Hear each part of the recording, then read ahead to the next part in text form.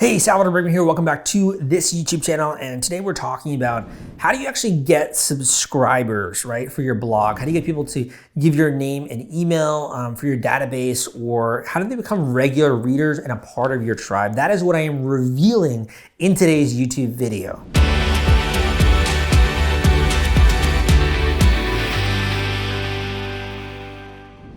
Okay, so how do you go about this, right?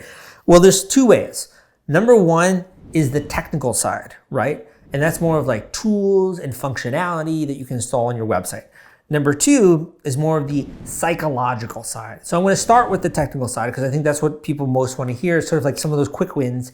And then we're going to move a little bit more into the psychological side at the end of the video.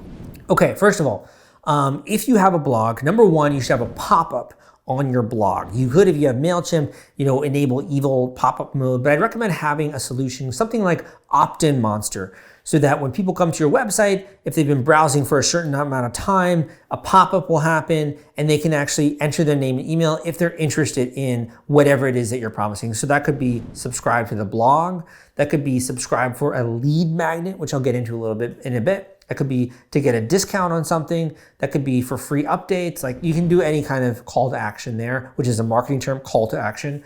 But that will be with the pop-up that you have using a software tool like Opt-in Monster. Another simple thing you can do would be to have an opt-in within your actual blog post. And this is probably one of the most effective ways to be able to build your email subscribers. Now, when it comes to within your blog post, what I mean by that is it could be embedded in your actual blog post. It could be at the top of your blog post, it could be at the bottom of your blog post, but when someone's attention is reading down the page, you want them to be interrupted and to have some kind of an offer, right? And that's to subscribe to your blog. So make sure you have that within your actual blog post. And there are so many ways you can do that in different tools. You can do, I believe also Opt-in Monster has that as a solution, or you can just have at the end of the blog a little link in the footer that says something like, if you want more updates like this, you want more content like this, you want to join the community, enter your name and email here, right? And they'll go to a link and maybe then they go and enter the name and email. Make sure it's in the content. To build on that, you can also do this on the sidebar or in the top of the blog, right? So within navigation, within the sidebar, these are also all great places where you can get someone to actually subscribe to your blog. Now, I would not recommend just going with like a WordPress subscribe button, because typically you don't have very much control. They kind of control when your subscribers get updated. You really ideally want to have an external way to gather people's contact information. That could be using a tool like Aweber, MailChimp, SendGrid. There are a lot of different ones out there when it comes to that, ConvertKit, etc. But you want to have some kind of an email database where you can send emails to your audience whenever it is that you freaking want to, right? So you will sync that up so that when someone enters their name and email on your sidebar or at the bottom or wherever, that will then join your database. The next way to build in functionality to your blog in order to encourage subscribers is to create a landing page. And a landing page is a specific website.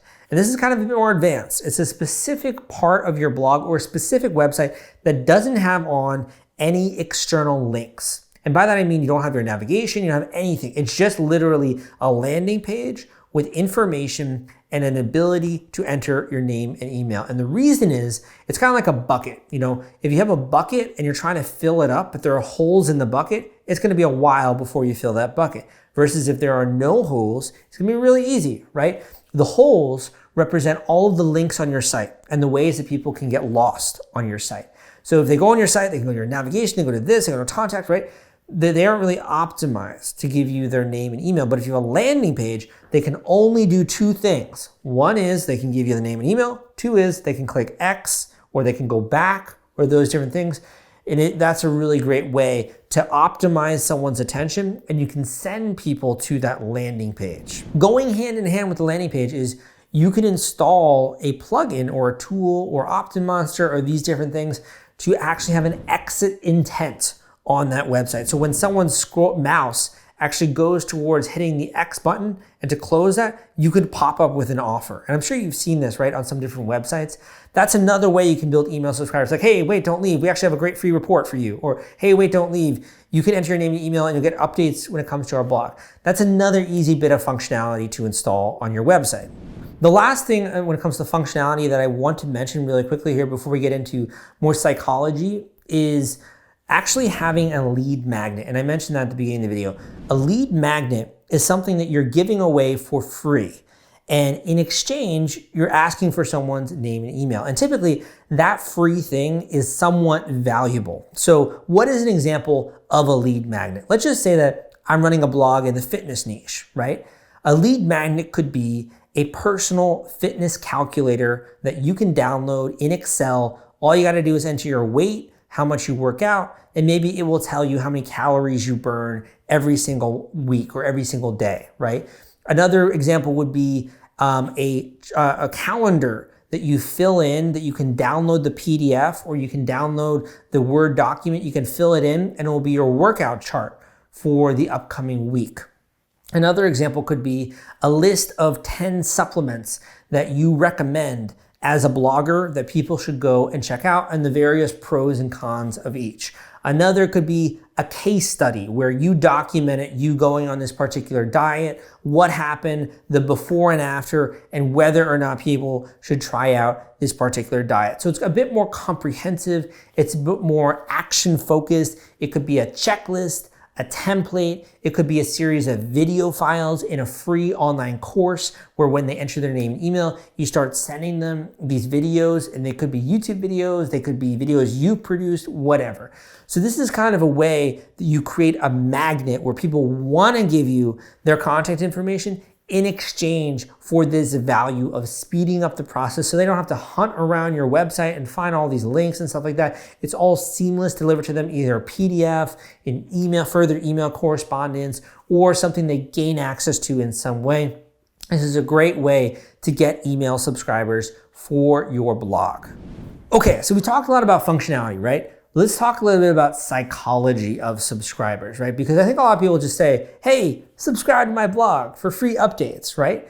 You need to give people a reason to subscribe. Why is it that they would want to hear from you? What other information can you share with them? How can you help them?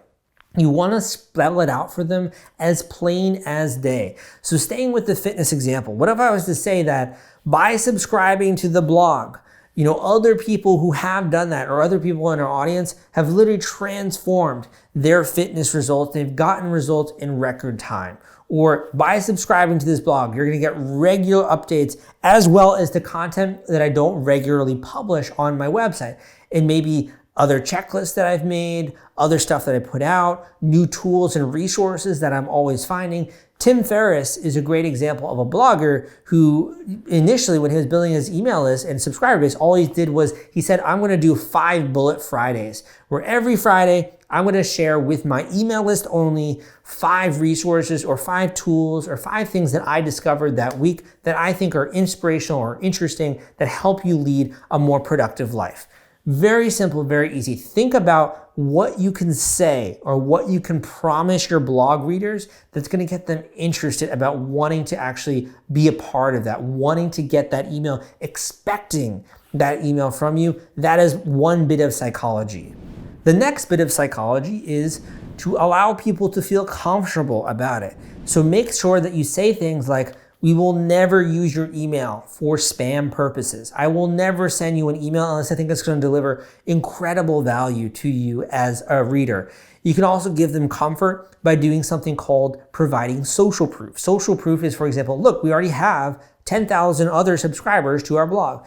I've gotten onto all these other publications, or we have so many followers, regular readers of the blog. Why not join the tribe? And when people know that they're giving their name and email to you and that other people have already done that, other people are regularly doing that, and they're almost joining a group or a tribe, they feel so much more comfortable.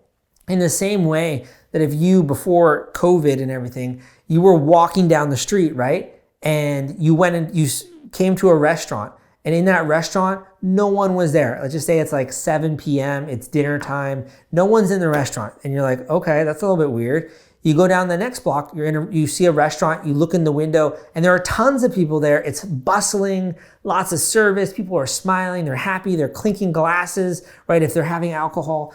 And you're like, that looks like fun. I want to be a part of that group. Like, I want to go into that restaurant. and you see there's a 20-minute wait, but you're like, you know what, I'll wait because it looks like a good place. That is a proof. That's what's called social proof. When other people are doing something, you feel more comfortable about doing that thing versus going in that first restaurant, which kind of seems like it wouldn't even be good food. You rationalize that. You say to yourself, probably isn't even that good of an atmosphere. Probably is going to be really awkward if I take a date there because we're the only ones talking. There isn't even music going on. What the heck is wrong with that? The final bit of psychology that I will leave you with when it comes to getting subscribers for your blog is to create a sense of urgency. Now, how can you create a sense of urgency? There are a lot of ways. You could say something like, I'm going to be putting on a Facebook Live on Friday, and if you want to know when that's happening, enter your name and email. You could say something like, I'm going to be giving a store-wide or a blog-wide discount on my ebooks or on the things that I'm producing here. You'll get 50% off. All you got to do is enter your name and email, right? You could have other things like, we're starting a new challenge this October, and I have like an artist blog or something. And if you want to get access to the prompts for October that's starting soon, make sure you enter your name and email. If you can have any kind of urgency in your marketing, that is going to get people wanting to take action now, wanting to join your email list now, versus being like, oh, okay, that looks useful. Maybe I'll join it later, right? They're never going to be a later, So if you create urgency, it gets people to join your email list now, and it's almost a surefire way to get new subscribers for your blog. So number two, I said number one. Number two is to tell stories. And here's why. When you tell a story, it makes someone feel like they have the same worldview as you, if they relate with the story. It makes someone feel like they know who you are, right? When you hear someone's story and you're like, that's the same person I am, you're like, you want to be friends with them, right? If you meet someone and you're like, well, this person doesn't share my values, this person doesn't have similar thoughts as me, they don't care about the same stuff I do, I don't even care if we'll be friends after this. Like, you'll be polite and nice, but if they don't ask afterwards, or you don't ask like to exchange Facebooks or exchange Instagrams or to stay in contact via text message or phone, it doesn't matter to you really much, right? You're like, whatever, that person, I didn't really vibe with them.